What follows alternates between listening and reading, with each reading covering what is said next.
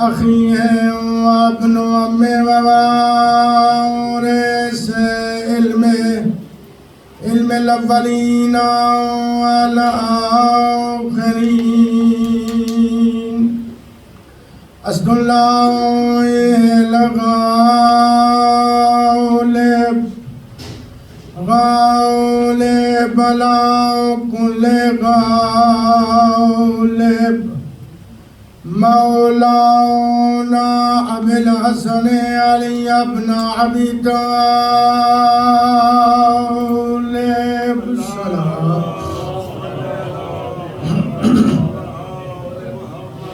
الحمدللہ الذی نور قلوبنا بولایت علی ابن ابی طالب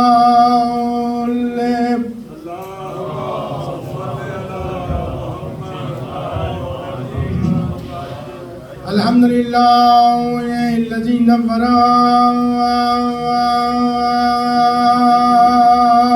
قلوبنا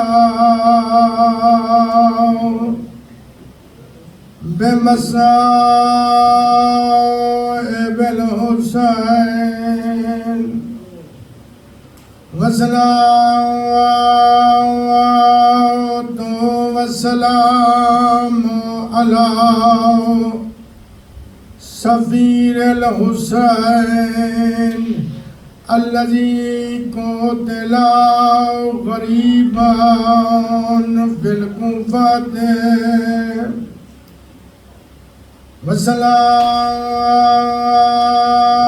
والصلاة والسلام علی اہل بیت الطیبین الطاہرین المعصومین واللعنۃ الدائمۃ علی اعدائهم ملعونین اما بعد بسم اللہ الرحمن الرحیم والضحیٰ واللیل اذا سجى ما ودعك ربك وما قلى وللآخرة خير لك من الأولى ولسوف يعطيك ربك فترضى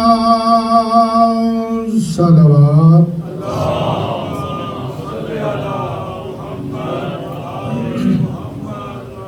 میں دعا ہے پروردگار عالم آپ تمام حضرات کا اس مقدس مقام پہ چل کے آنا اپنی بارگاہ میں منظور و مقبول فرمائے، اور ذکر محمد و آل محمد کے صدقے میں آپ تمام حضرات کی جو دلی حاجات اور آرزویں ہیں پروردگار عالم ان حاجات اور آرزوؤں کو پورا فرمائے۔ پروردگار عالم ہم تمام کے گھروں میں خیر و برکت و رحمت کا نزول فرمائے، اور جو لوگ بھی یہاں پہ عشرہ محرم الحرام میں لنگر و نیاز کا اہتمام کر رہے ہیں، جس حوالے سے بھی جو بھی شرکت کر رہے ہیں، مرثیہ خوانی کرتے ہیں، شعر خوانی کرتے ہیں، منقبت خوانی کرتے ہیں، جتنے بھی یہاں پہ ڈیوٹیاں دے رہے ہیں، پروردگار عالم ان کی اس عبادت کو اپنی بارگاہ میں منظور و مقبول فرمائے، اور بالاخص جو لوگ جہاں پہ ماتم کرتے ہیں، دعا خوانی کرتے ہیں، میری دعا ہے پروردگار عالم ان کی اس عبادت کو اپنی بارگاہ میں منظور و مقبول فرمائے۔ برادران گرامی قدر، ایک مل کر بآواز بلند صلوات پڑھیے۔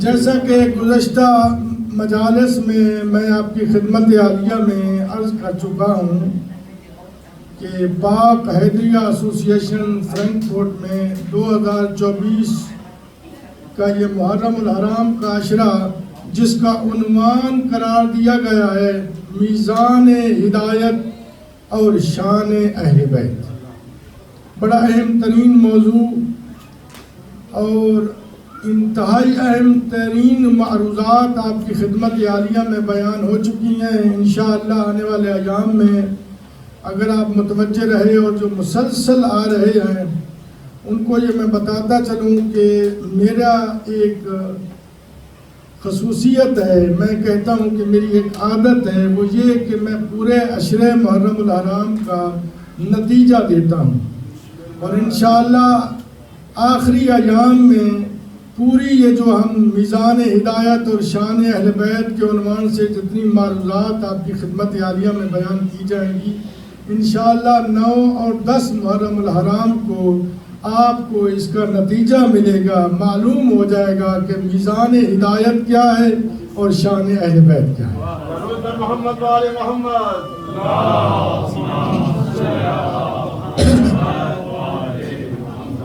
برادران گرامی قدر، پروردگار عالم نے انسان کو خلق کیا اور انسان کو بنیادی طور پر 2 چیزوں سے مرکب قرار دیا.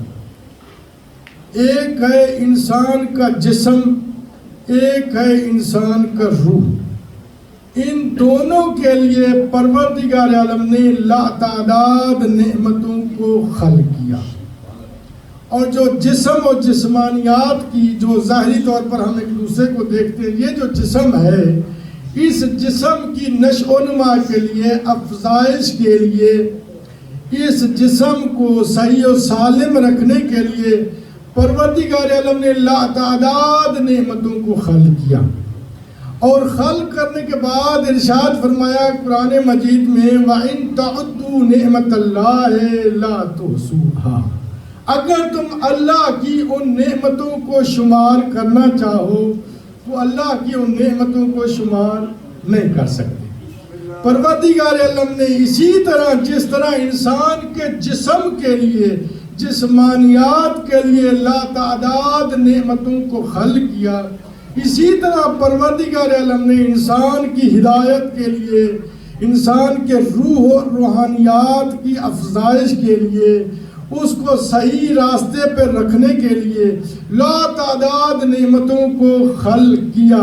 اور ارشاد فرمایا اے میرا انسان، کوئی زمانہ ایسا نہیں گزرے گا جس زمانے میں میری ہدایت آپ تک نہ پہنچی.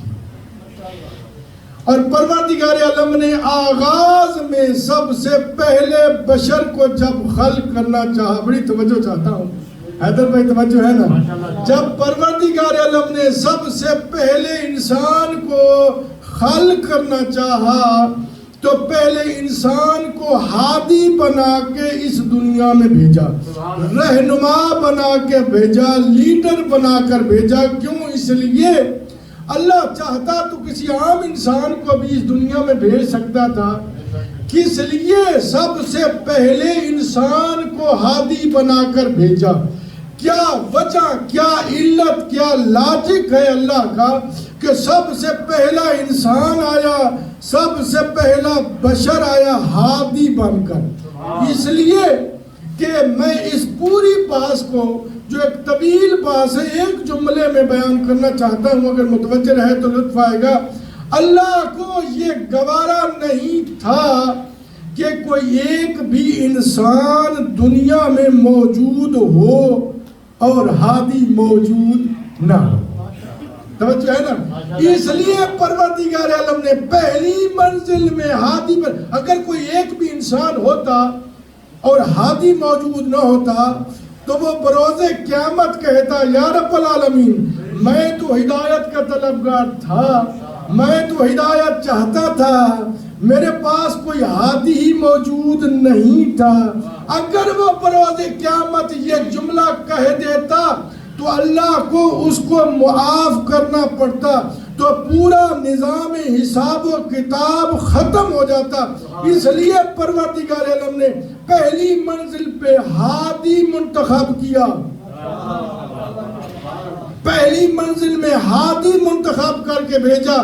اور میں ایک جملہ کہا کرتا ہوں، شاید پہلے بھی کبھی عرض کیا، کہ اب اگر اتنی تعداد میں انسانیت موجود ہے، وہ اللہ جس کو ابتدا میں، آغاز میں، سٹارٹ میں یہ گوارا نہیں تھا کہ کوئی ایک بھی انسان ہو اور رہنما نہ ہو، گائیڈ کرنے والا موجود نہ ہو۔ اب یہ کیسے ممکن ہے کہ اتنی تعداد میں انسانیت موجود ہو اور ہادی موجود نہ ہو؟ برائے خوشنود محمد و آل محمد علیہ السلام بلندتر صلوات۔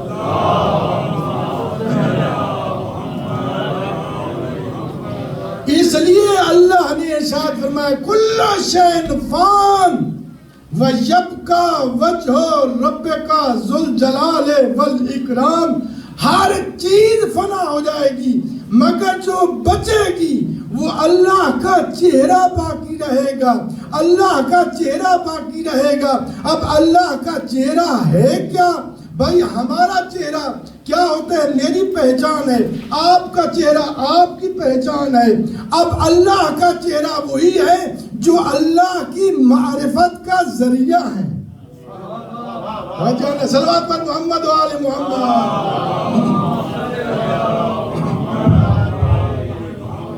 اسی لیے پروردگار عالم نے ہدایتوں کا ایک لاتعداد سلسلہ قائم کیا، اور ان ہدایتوں کے سلسلے کو پروردگار عالم نے اپنی سورہ مبارکہ میں ارشاد فرمایا، بسم اللہ الرحمن الرحیم، والتین والزیتون وطور سینین وہذا البلد الامین، مجھے تین کی قسم، زیتون کی قسم، طور سینا کی قسم، اور اس شہر مکہ کی قسم۔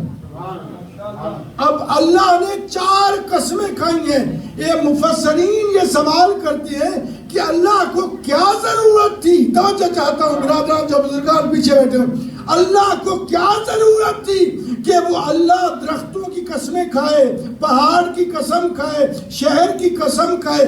در حقیقت اللہ نے درختوں کی قسمیں نہیں کھائیں، بلکہ اللہ نے قسم کھا کر بتلایا، والتین، مجھے قسم ہے زمانے آدم کی، مجھے قسم ہے زمانے آدم کی۔ کیسے؟ جب حضرت آدم کو خلق کیا، پھر انشاءاللہ تفصیل آنے والے ایام میں، جب حضرت آدم کو خلق کیا، کہا اس درخت کے قریب نہ جانا، اور جب وہ درخت کے قریب گئے تو انہیں جنت سے نکالا گیا، جنت سے کہا کہ جنت چھوڑ دو، اور جب وہ جنت سے نکلنے لگے تو اللہ تعالیٰ نے کہا کہ اے آدم، تم جنت میں آئے تھے، تم جنت کے مالک نہیں تھے، جنت کا لباس یہاں پر اتار دو۔ اب کوئی دنیا میں اور تو انسان تھا ہی نہیں، 2 ہی انسان تھے، حضرت آدم اور حضرت حوا۔ جب کہا نا کہ اپنا لباس اتار دو، تو حضرت آدم اور حضرت حوا نے وہ 3 کے انجیر کے درختوں کے پتوں سے اپنا لباس بنایا۔ اب اللہ اس زمانے کی قسم کھا رہا ہے، میں کہوں گا عجیب ہے۔ حضرت آدم جب جنت میں گئے، جب نکالے گئے، کہا لباس اتار دیجئے، کیوں؟ اس لیے کہ جنتی جو تھے لیکن جنت کے مالک نہیں تھے۔ جو جنت کے مالک تھے وہ مدینہ میں بیٹھ کر جنت کا لباس منگا رہے تھے۔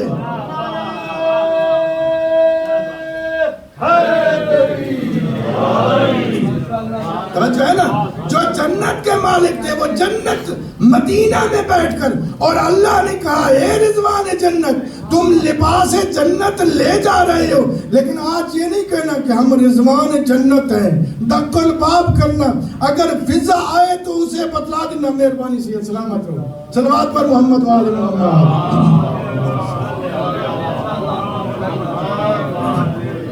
کہا جنت سے نکالے گئے ہیں، اب جب رضوان جنت آئے نا تو کہا کہ در زہرا پہ جانا، یہ نہ کہنا کہ ہم رضوان جنت آئے ہیں، بلکہ کہنا انا خیاط الحسنین، کہ میں حسنین کا درزی ہوں۔ جو جنت کے مالک تھے وہ مدینہ میں اپنے گھر میں بیٹھ کر جنت کا لباس منگا رہے تھے۔ محمد و آل محمد علیہ السلام بلندتر صلوات۔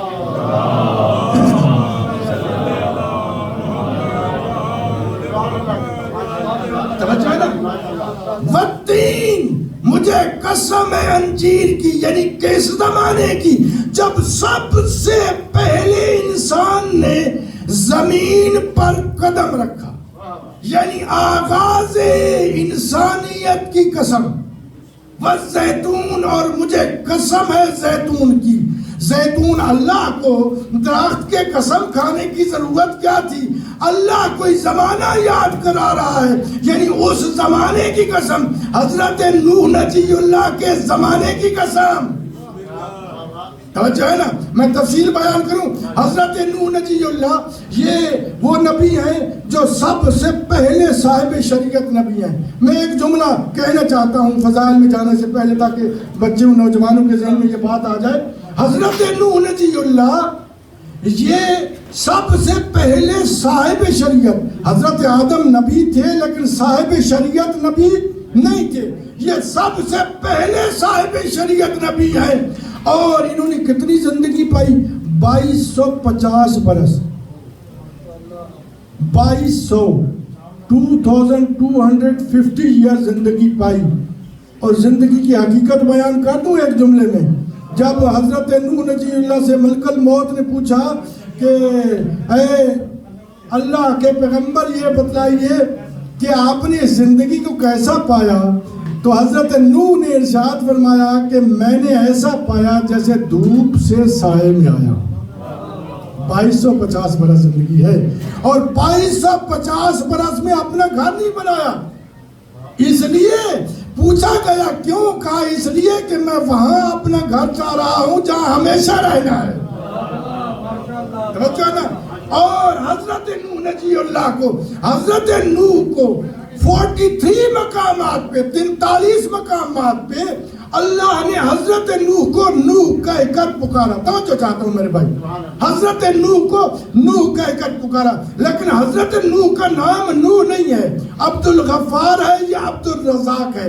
جب بھی اللہ نے 43 مقامات پہ جب بھی اللہ نے بلایا، کہا نوح کہہ کر پکارا، نوح کہہ کر پکارا، نام نوح نہیں ہے۔ کیوں نوح کیوں کہا؟ اس لیے کہ حضرت نوح نجی اللہ کی تبلیغ کیا کرتے تھے، شاہی قبلہ اللہ کی تبلیغ کیا کرتے تھے، اور امت ان پر مظالم کیا کرتی تھی، ان پر پتھراؤ کیا کرتی تھی۔ ان مظالم پر سب سے پہلا صاحب شریعت نبی نوح پڑھتے ہوئے گلیوں میں کوچوں میں چلا کرتے تھے۔ میں کہوں گا بھائی، یہ نوح پڑھنا کسی دیوانی قوم کا فعل نہیں ہے، بلکہ سب سے پہلے صاحب شریعت نبی کی سنت ہے۔ صلوات پر محمد و آل محمد۔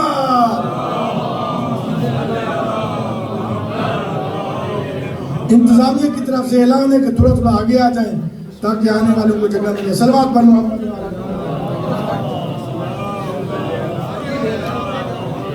ہمارے دیگر صلوات۔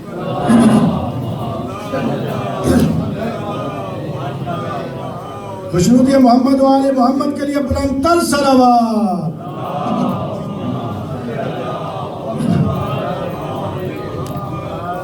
اور جب یہ مظالم پڑھا کرتے تھے نا، مظالم پر نوح پڑھا کرتے تھے نا اور چلتے تھے نا گلیوں کوچوں میں، تو اب اللہ اپنے فرشتوں کو بھیجتا، ملائک کو بھیجتا، کہتا، اللہ کہتا، حکم دیتا ملائک کو کہ جاؤ اپنے پروں سے حضرت نوح کے جسم کو مس کرو۔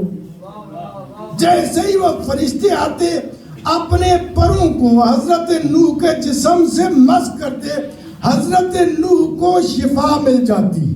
سب سے پہلے صاحب شریعت نبی کو شفا ملتی فرشتوں کے پروں سے، اور جہاں سے فرشتوں کو شفا ملی، ہائے ہائے ہائے، اگر آپ بھی نہ بولیں بھائی سمجھے نہیں تو، بھائی جہاں سے فرشتوں کو شفا ملی وہ ہے در حسین۔ صلوات پر محمد و آل محمد۔ بات پہنچ رہی ہے نا آپ تک؟ جہاں پہ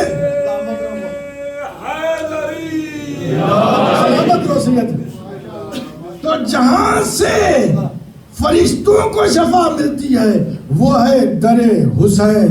اسی لیے حضرت نوح نجی اللہ سب سے پہلے صاحب شریعت نبی، اولو العزم نبی، اتنی بڑی عظمت، کہا اے نوح ایک کشتی بناؤ۔ حضرت نوح نجی اللہ نے کشتی بنائی۔ میں نے پورا واقعہ نہیں بیان کرنا، بس ایک جملہ بیان کرنا ہے۔ حضرت نوح نجی اللہ نے کشتی بنائی اور کہا کہ سب سوار ہو جاؤ۔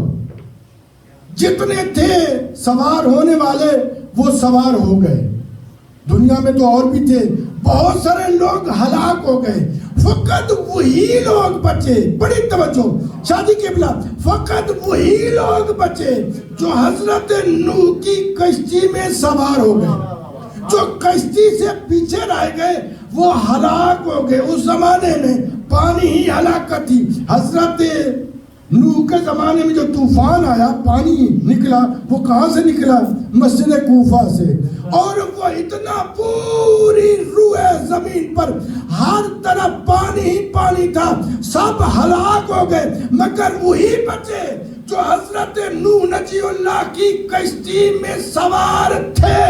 اس لیے پیغمبر اسلام نے ارشاد فرمایا مثل اہل بیتی کمثل سفینۃ نوح من رکبها نجا ومن تخلف عنها غرق بہا۔ میری اہل بیت کی مثال کشتی نوح کی مثال ہے، جو سوار ہو گیا وہ نجات پا گیا، جو پیچھے رہ گیا وہ ہلاک ہو گیا۔ سلامت ہو محمد وعلى محمد علیہ السلام، بلند تر صلوات۔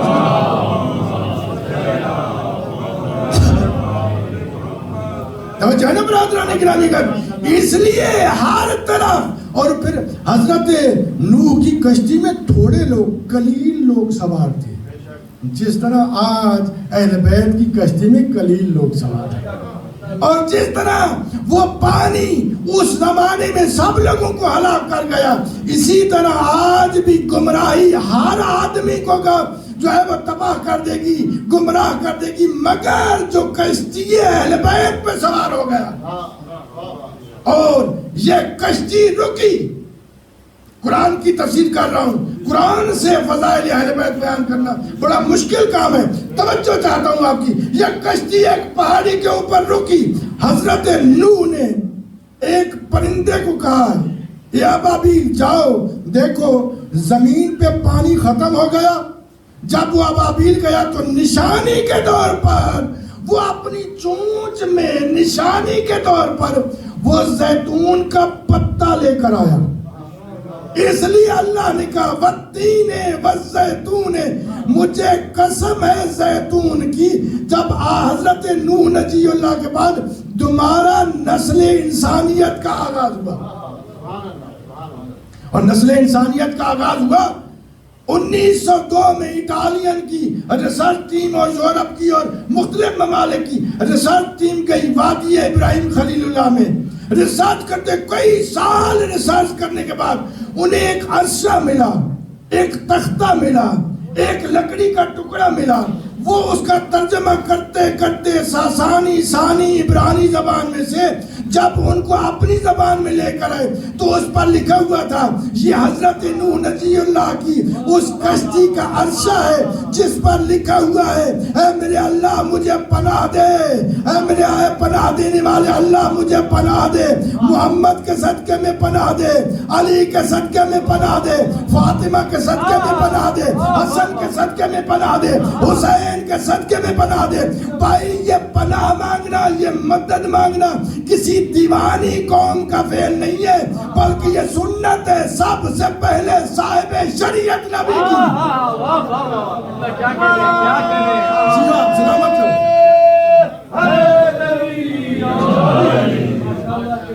صلوات پر محمد و آل محمد۔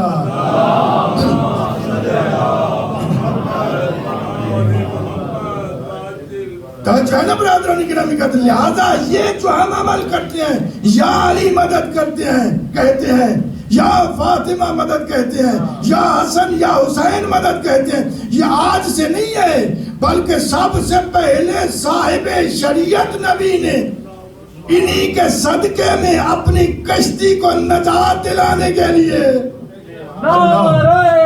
حیدری یا علی یا علی یا علی مدد حق اور یہاں سے اللہ نے کہا والتین والزیتون، مجھے قسم ہے زمانہ آدم کی، مجھے قسم ہے زمانہ نوح نبی اللہ کی، وطور سینین، اور مجھے قسم ہے حضرت موسیٰ کلیم اللہ کے زمانے کی۔ یہ تین قسمیں کھانے کے بعد پھر اللہ نے، وقت نہیں ہے انشاءاللہ آنے والے ایام میں انشاءاللہ تفصیل سے یہ بیان کروں گا، وَهَذَا الْبَلَدِ الْأَمِينَ، اور اس شہر مکہ کی قسم، یعنی زمانے حضرت آدم کی قسم، زمانے حضرت نوح کی قسم، زمانے حضرت موسیٰ کی قسم، زمانے پیغمبر اسلام کی قسم۔ اب میں سوال کرتا ہوں، مفسرین نے سوال کیا کہ اللہ کو کیا ضرورت تھی کہ پورے شہر مکہ کی قسم کھانے کی؟ اس شہر میں تو کفار بھی تھے، مشرکین بھی تھے۔ اللہ نے ایک اور آیت میں ارشاد فرمایا لا اقسم بہذا البلد وانت حل بہذا البلد، میں اس شہر مکہ کی قسم نہ کھاتا، قسم اس لیے کھائی میرے حبیب تو اس میں رہتا ہے، ووالد وما ولد، اس میں ایک باپ رہتا ہے، ایک بیٹا رہتا ہے۔ کیا کہہ رہے ہیں؟ صلوات پر محمد و آل محمد۔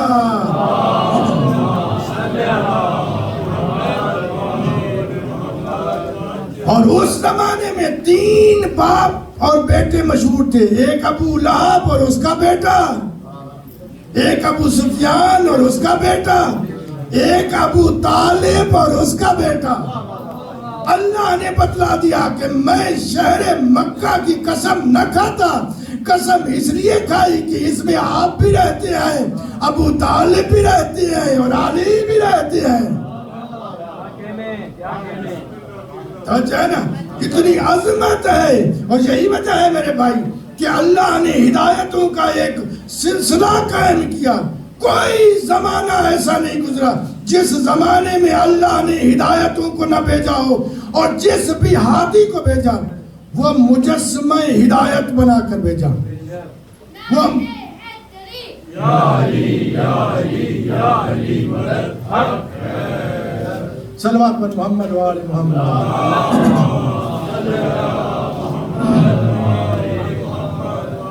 یہی وجہ ہے کہ اللہ نے ہر زمانے میں ان کو ہدایتیں دی، ان کو فضیلتیں دی، ان کو کمال دیا، ان کو معراج دیا، ان کی تمام فضیلتیں اللہ نے بیان کیے۔ یہی وجہ ہے کہ پیغمبر اسلام نے ارشاد فرمایا لا کان البحور مدادا، صلوات پر محمد و آل محمد۔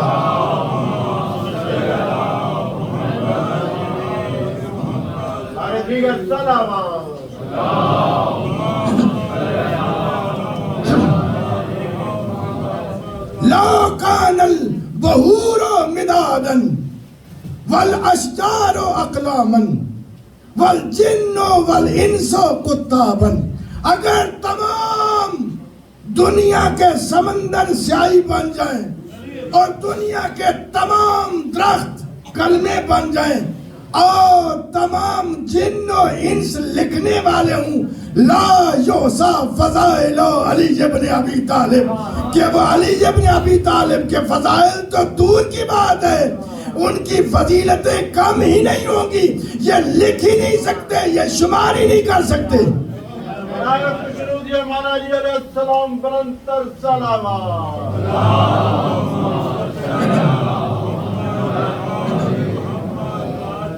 یہی وجہ ہے کہ اللہ نے ارشاد فرمایا قرآن مجید میں اسی آیت کے زمرے میں ارشاد فرمایا کہ دیکھیے وَمَن يَكْفُرْ بِالْإِيمَانِ فَقَدْ حَبِطَ عَمَلُهُ۔ توجہ ہے برادران کرام، میں اتنا متوجہ رہے تھا کہ میں بات کو ربط دے سکوں اور آپ میرے ساتھ متوجہ ہوں گے تو تب لطف آئے گا۔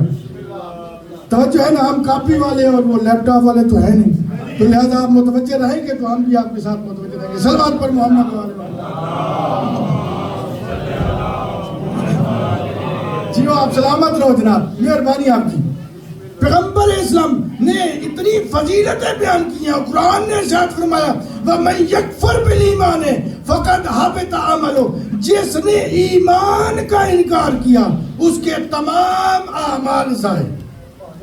جس نے ایمان کا، پھر ترجمہ کرو، جس نے ایمان کا انکار کیا اس کے تمام اعمال ضائع. اب قرآن نے متعدد مقامات پہ بتایا یہ بھی ایمان ہے، یہ بھی ایمان ہے، یہ بھی ایمان ہے. ہر زمانے میں پیغمبر اسلام بتاتے رہے یہ بھی ایمان ہے، لیکن کہیں بھی پیغمبر اسلام نے یہ نہیں بتایا کہ یہ کل ایمان ہے، یہ چیز کل ایمان ہے، یہ چیز کل ایمان ہے. مگر ایک ہی میدان میں، جنگ کے میدان میں جب بھیجنے لگے تو کہا کہ آج میں جس کو بھیج جا رہا ہوں برز الایمان کلہ علی الکفر کلہ.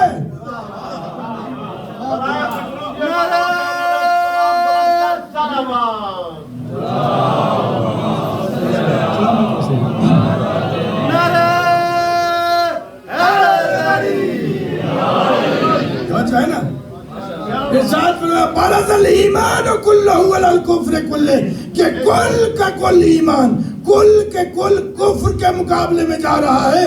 اور یہی آیت کہہ رہی ہے نا کہ جس نے ایمان کا انکار کیا اس کے تمام اعمال ضائع.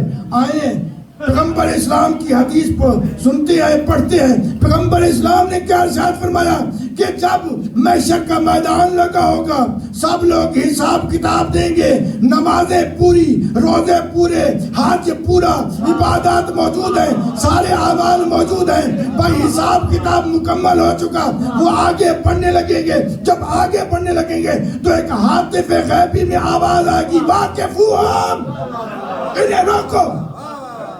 وہ کہیں گے یا اللہ ہمارے پاس نمازیں ہیں، روزے ہیں، حج ہے، زکوٰۃ ہے، سارے اعمال تو موجود ہیں، اب ہمیں کیوں روکا جا رہا ہے؟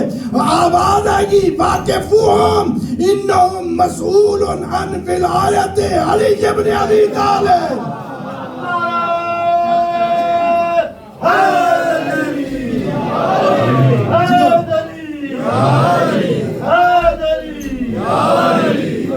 اسی لیے تو پیغمبر اسلام نے ارشاد فرمایا من لم یوالک یا علی. اللہ اکبر. مسجد نبوی میں صحابہ کرام موجود تھے، مسجد نبوی بنی ہوئی تھی. ایک مرتبہ میرے آقا و مولا پیغمبر اسلام نے ارشاد فرمایا من لم یوالک یا علی لم یشم رائحۃ الجنہ. اے علی جو تجھ سے ولا نہ رکھتا ہو جنت تو دور، جنت کی خوشبو نہیں سونگھ سکتا. محمد علیہ السلام بلندتر صلوات.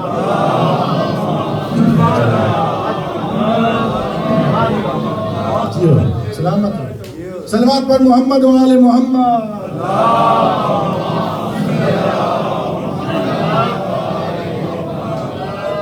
یہی وجہ ہے کہ جو دین کے وارث تھے، جو دین الہی کی شریعت کے وارث تھے، جو محافظ شریعت تھے، جب دین پہ مشکل وقت آیا تو وہ نکلے دین کے لیے. میرا دل چاہتا ہے تھوڑا سا مصائب تفصیل سے بیان کریں. مصائب کے ایام ہیں اور شہادتوں کے ایام ہیں. جو وارث دین تھے وہ مدینہ کو انہوں نے ترک کیا. روایت تو ملتا ہے میرے آقا حسین کچھ عرصہ مکہ میں رہے. اور یہ کتنا مظلومیت کا جملہ ہے حسین کا کہ لوگ حسین مکہ کو چھوڑ رہے تھے، لوگ حج کرنے آ رہے تھے. حسین حج کی حرمت کو بچانے کے لیے مکہ چھوڑ رہے تھے. اور جب مکہ سے باہر نکلے نا، حسین کے پاس شجاعت حیدریہ کے 4 جری بہادر جوان تھے. حضرت محمد حنفیہ، حضرت ابو الفضل العباس، حضرت امام زین العابدین، اور چوتھے جو شجاعت حیدریہ کے مالک تھے وہ تھے حضرت مسلم ابن عقیل. امام حسین نے ان چاروں کو، چونکہ حسین شہادت کے لیے جا رہے تھے، ان چاروں کو تقسیم کیا۔ محمد حنفیہ کو مدینہ میں چھوڑا، عباس کو کربلا میں لے گئے، زین العابدین کو کہا تجھے شام و کوفہ کے درباروں و بازاروں میں جانا پڑے گا۔ جو چوتھا شجاعت حیدریہ کا مالک تھا، کہا مسلم ابن عقیل تم کوفہ جاؤ، اور جناب مسلم ابن عقیل کے فضائل کے لیے حسین کے یہ دو جملے ہی کافی ہیں، ھذا اخی و ثقتی، یہ میرا بھائی ہے۔ امام وقت کہہ رہا ہے یہ میرا بھائی ہے، میرا ثقہ ہے۔ عجیب بات ہے، میں ایک جملہ کہوں جناب مسلم کی شہادت پڑھنے سے پہلے، جیسے کائنات میں حسین یکتا و تنہا ہے، جیسے اللہ کی اس کائنات میں حسین کی نظیر نہیں، حسین یکتا و بے مثال ہے، اسی طرح حسین کا سفیر یکتا و بے مثال ہے۔ حسین کو یہ نوشتہ دیا، تاریخوں میں ملتا ہے جناب مسلم کہ ابن عقیل جب چلنے لگے نا تو جناب مسلم ابن عقیل نے اپنے حرم سے کہا میں چاہتا ہوں کہ میں اپنے دونوں بچوں کو بھی ساتھ لے جاؤں۔ اگر آپ متوجہ رہے نا مقدمہ میں بڑا مصائب ہوگا۔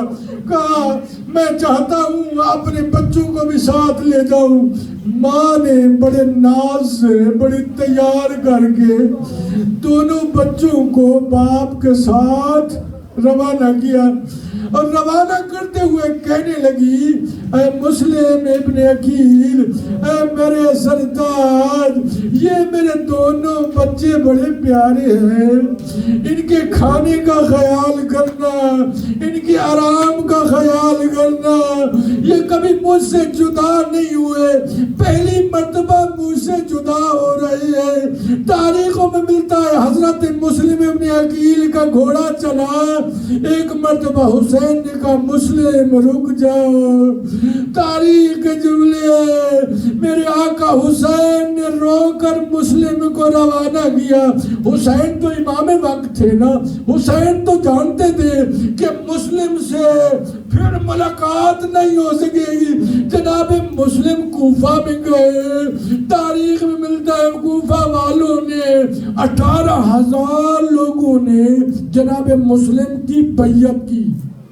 بس مصائب پہ آ گئے، 18,000 لوگوں نے بیعت کی، اور جب ابن زیاد آئے نا میرے آقا جناب مسلم نے نماز پڑھنے کے بعد پیچھے مڑ کر دیکھا، مسلم تنہا تھے۔ میرے استاد فرمایا کرتے تھے کوفہ میں سارے مسلمان تھے لیکن کوفہ میں مسلم اکیلے تھے۔ یہ کوفہ کی گلیوں میں، تنگ و تاریک گلیوں میں، کبھی ادھر جاتے کبھی ادھر جاتے، ایک مومنہ کے گھر کے سامنے آ کر بیٹھ گئے، اور بیٹھے ہیں سوچ رہے ہیں۔ کیا سوچ رہے تھے؟ جناب مسلم کی آنکھوں میں آنسو طاری ہے، اور یہ سوچ رہے ہیں کہ میں نے حسین کو لکھا ہے، کوفہ کے حالات درست ہیں، آپ تشریف لائیے، حسین اکیلے نہیں، حسین کے ساتھ حسین کی بہنیں بھی ہیں۔ ازادر جناب مسلم اسی کیفیت میں موجود تھے کہ یہ توبہ نے گھر کا دروازہ کھولا، ایک مرتبہ کہا اے نوجوان اپنے گھر چلے جاؤ۔ جناب مسلم نے کہا حلی شربت من الماء، کیا مجھے پانی مل سکتا ہے؟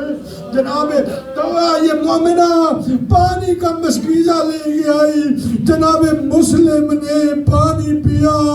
تاریخ میں ملتا ہے یہ اپنے گھر چلی گئی، جب دوبارہ آئی نا دیکھا جناب مسلم گھر کے باہر بیٹھے ہوئے، کتنی غربت تھی جناب۔ یہی جملہ رونے کے لیے کافی ہے، کجا حسین کا سفیر ایک گلی کی نکڑ پہ تنہا بیٹھا ہوا ہے۔ یہ مومنہ کہتی ہے تو اپنے گھر چلا جا، کوفہ کے حالات درست نہیں۔ یہ کہتا ہے گھر وہ جائے جس کا کوئی گھر ہو۔ گھر ہو جائے جس کا کوئی گھر ہو، یہ کہتی ہے من این انتم، تو کہاں کے رہنے والا ہے؟ کہ یہ جناب مسلم نے کہا نا من مدینہ رسول اللہ، میں مدینہ کا رہنے والا ہوں۔ یہ تڑپ کے کہتی ہے کیا تو مدینے کا رہنے والا ہے؟ تعرف علی ابن ابی طالب، کیا تو علی ابن ابی طالب کو جانتا ہے؟ کہ جناب مسلم نے کہا ہاں۔ پھر یہ کہتی ہے تعرف حسین ابن علی، کیا تو حسین کو بھی جانتا ہے؟ میرے آقا نے کہا ہاں۔ تو پھر کہتی ہے کیا تو حسین کے سفیر مسلم کو بھی جانتا ہے؟ جناب مسلم نے مظلومیت کے عالم میں اپنے سینہ پہ ہاتھ رکھا، کہا میں مسلم ہوں۔ کہا اندر تشریف لائیے۔ جناب مسلم نے ساری رات عبادت خدا میں مشغول کی۔ جو میرے ساتھ متوجہ، آپ کی آنکھوں کا میں ضامن ہوں، مولا آپ کو کوئی غم نہ دے سوائے غم حسین کے۔ روایتوں میں یہ ملتا ہے ساری رات عبادت خدا میں مشغول رہے۔ صبح جب گھوڑوں کی ٹاپوں کی آوازیں آئی نا، مسلم نے تلوار کو نیام سے نکالا، باہر نکلنے لگے تو وہ آگے بڑھ کے کہتی ہے مسلم باہر ہزاروں کا لشکر ہے، تو اکیلا ہے، گھر کے اندر جنگ کر، تجھے دفاع کرنا آسان ہوگا۔ جناب مسلم نے تڑپ کے کہا اے توا مجھے پہچانا نہیں، میں بنی ہاشم ہوں، میری غیرت گوارا نہیں کرتی کہ مجھ سے جنگ کرنے کے لیے یہ تیرے گھر کے اندر آ جائے۔ میں کہوں گا مسلم یہ کوفہ ہے، ہائے 11 محرم الحرام۔ اجرکم اللہ، اجرکم اللہ۔ آزادارو، جناب مسلم نے جنگ کرنا شروع کی۔ ایک مرتبہ جناب مسلم کو دھوکے سے گرفتار کیا گیا۔ کوئی تلوار مارتا ہے، کوئی نیزہ مارتا ہے، کوئی تیر کا وار کرتا ہے۔ جناب مسلم کے لب مبارک زخمی ہوئے، دربار میں لایا گیا۔ جناب مسلم نے کہا کہ مجھے پیاس لگی ہے، کیا مجھے پانی مل سکتا ہے؟ ایک مشکیزہ لایا گیا، جناب مسلم کو دیا گیا۔ جناب مسلم پانی پینا چاہتے ہیں، لب مبارک زخمی ہے، لب کا خون پانی میں مل گیا۔ ایک دوبارہ لایا گیا، جب تیسری مرتبہ لایا گیا نا تو اس وقت جناب مسلم نے کہا میری شہادت سے پہلے مجھے پیاس لگی ہے، لیکن حسین کی پیاس کی وجہ سے مجھے پانی نصیب نہیں ہو رہا۔ اور پھر ازادر و روایت ملتا ہے کہ جناب مسلم کو کہا گیا کہ ہمارے امیر کو سلام کرو۔ بس آپ کے جملے پہ آ گیا، کہا گیا کہ ہمارے امیر کو سلام کرو۔ یہ روایت ہے، جناب مسلم نے کہا مالی امیر سوال حسین، حسین کے علاوہ میرا کوئی امیر نہیں ہے۔ میرے آقا حسین مقام نخیلہ پہ سنا۔ ایک مرتبہ تڑپ کے کہا مسلم میں وعدہ کرتا ہوں تا قیامت تک کے لیے تجھے لوگ امیر کہیں گے، مجھ حسین کو غریب کہیں گے۔ اجرکم اللہ۔ جناب مسلم یہ کوفی روایت کرتا ہے، اور یہ اتنی بڑی روایت ہے، کمال روایت ہے۔ میں نے پاکستان میں پڑھا، مومنین نے کہا اس سے آگے مصائب نہ پڑھی ہے، کتنی مصیبت والی مصائب ہے۔ کہنے لگے یہ کوفی کہتا ہے میں نے مسلم کو دیکھا تھا، مسلم جب آئے نا زخموں سے چور تھے، انہیں گرفتار کر کے لایا گیا، لیکن مسلم وقار و متانت کے ساتھ چل رہے تھے، سینہ تان کے چل رہے تھے۔ یہ کہتا ہے میں نے جناب سجاد کو دیکھا نا، یہ کوفی آگے بڑھ کے کہتا ہے اے زین العابدین آپ امام وقت ہے، مسلم کو معلوم تھا مجھے شہید کرنے والے آپ امام وقت ہے، آپ کو گرفتار تو کیا گیا ہے لیکن آپ کو شہید تو نہیں کیا جائے گا، آپ رو کیوں رہے ہیں؟ آپ کی آنکھوں سے آنسو کیوں تاری ہے؟ آپ کی نگاہیں جھکی ہوئی کیوں ہے؟ جناب امام زین العابدین نے کہا اے کوفی، تو نے انصاف نہیں کیا، جب مسلم آئے تھے وہ دربار میں اکیلے تھے، میری پوئنٹ کے پیچھے زینب ام کلثوم بے مقنع چادر اجرکم اللہ، مولا آپ کو کوئی غم نہ دے سوائے غم حسین کے ادا کرو۔ جناب مسلم کو دارالعمارہ کی چھت پہ لے جایا گیا، یہ مسائب سال میں ایک دو مرتبہ سنتے ہیں، دل کہتا ہے آپ کو رلانے کے لیے، یہ پوری شہادت پڑھو بس دو جملے آپ کی زحمت تمام تاریخ کو ملتا ہے۔ جب یہ دارالعمارہ کی چھت پہ لے گئے نا تو جناب مسلم نے کہا اے قاتل مجھے تھوڑی دیر کے لیے نیچے کوفہ کے بازار کو دیکھنے دے۔ بس مسائب کا جملہ اگر سمجھ آ گئی تو جناب مسلم نے دارالعمارہ کی چھت سے نیچے دیکھا، مسلمان عید کے لیے اپنے بچوں کو نیا لباس دے رہے تھے، شاپنگ کر رہے تھے، خرید و فروخت کر رہے تھے۔ ایک مرتبہ جناب مسلم نے ناظرہ یمیناً و شمالاً، دائیں بھی دیکھا بائیں بھی دیکھا اور کہا اے کوفیو، میرے دو چھوٹے چھوٹے بچے میرے ساتھ آئے تھے، اگر کہیں مل جائے تو ماں کے پاس بھیج دینا، اجرکم اللہ۔ اور ایک مرتبہ ایک ملعون نے تلوار اٹھائی ہوئی ہے، میرے آقا جناب مسلم نے دارالعمارہ کی چھت سے کہا السلام علیکہ یا ابا عبداللہ الحسین، اے میرے آقا حسین میرا سلام ہو۔ مقام نغیلہ پہ حسین کا امامہ کھلا، ابا کھلی، حسین بڑی تیزی سے اٹھے، تڑپ کے کہتے وعلیکہ السلام یا مسلم، اے مسلم میرا بھی سلام ہو۔ یہ عمل عباس نے دیکھا، کہتے آقا آقا آپ نے مسلم کے سلام کا جواب دیا، کس حالت میں ہے مسلم میں دیکھنا چاہتا ہوں۔ امام نے دو انگلیوں کے اشارے سے مسلم کو دکھایا، تلوار بلند ہے، مسلم کا سر گھوما ہوا ہے۔ عباس نے تڑپ کے کہا آقا مجھے کوفہ پہنچائیے۔ حسین نے پوچھا کیوں جانا چاہتے ہو؟ کہا اتنی بلندی سے مسلم کا سر گرے گا، میں سر کو اپنی ابا کے دامن میں لوں گا۔ حسین نے کہا اے مسلم تو نے اوپر دیکھا ہے، وہ نیچے دیکھ، ایک کالے برقعے والی بی بی چادر بڑھا کے کہہ رہی تھی مسلم میرے حسین کے سفیر میں تجھے لینے کے لیے آ گئی۔ ہائے حسین نے عاتقہ کو بلایا، سر پہ دست شفقت بھی کیا، بندے بھی پہنائی۔ سکینہ یہ دیکھ رہی تھی اگر کوئی یتیم ہو جائے تو اسے بندے پہنائے جاتے ہیں، اس کے سر پہ شفقت کی جاتی ہے۔ میں کہوں گا یہ قسمت تھی عاتقہ کی۔ ہائے حسین جب شہید ہوئے شمن نے تماچے مارے، ہائے سکینہ کا